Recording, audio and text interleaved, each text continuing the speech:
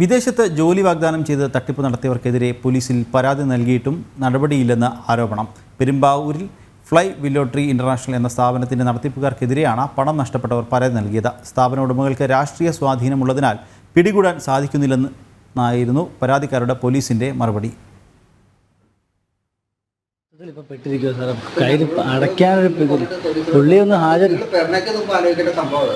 പെടുപെട്ടില്ല നിങ്ങളാണ് ആലോചിക്കുന്നത്. നിങ്ങൾ ഒരു ആവശ്യമില്ലാത്ത ഒരാൾക്ക് പൈസ കൊടുത്തിട്ട് ബഹളം ഉണ്ടാക്കിയിട്ട് യാതൊരു കാര്യമില്ല. സംഭവിച്ചു പോലും ഈ സാധനത്തിന് കിട്ടട്ടെ. മാത്രം പാർട്ടിക്കാരെ സംരക്ഷിച്ചിട്ട് ഞങ്ങൾക്ക് നമ്മൾ പോയി അങ്ങനെ അറസ്റ്റ് ചെയ്ത് കൊണ്ടുവരും.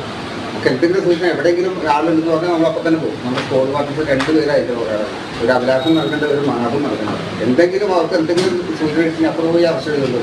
ഞങ്ങൾ കഷ്ടപ്പെട്ട മക്കളൊന്നല്ല അവരെ.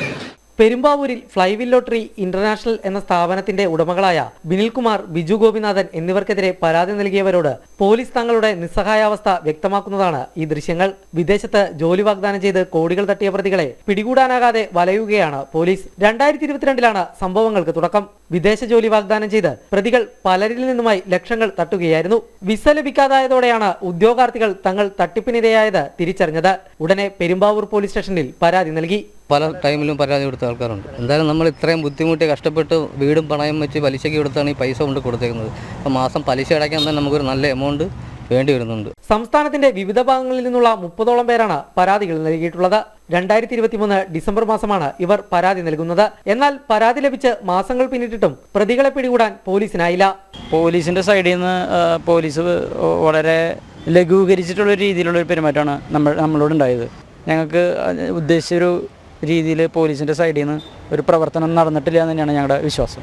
അന്വേഷണത്തിൽ പോലീസ് അലംഭാവം കാണിക്കുന്നതായാണ് ആക്ഷേപം. പ്രതികൾക്ക് ഇടത് സംഘടനയിൽ സ്വാധീനമുണ്ട്. അതിനാൽ പ്രതികളെ പോലീസ് സംരക്ഷിക്കുകയാണെന്നും ഇവർ ആരോപിക്കുന്നു.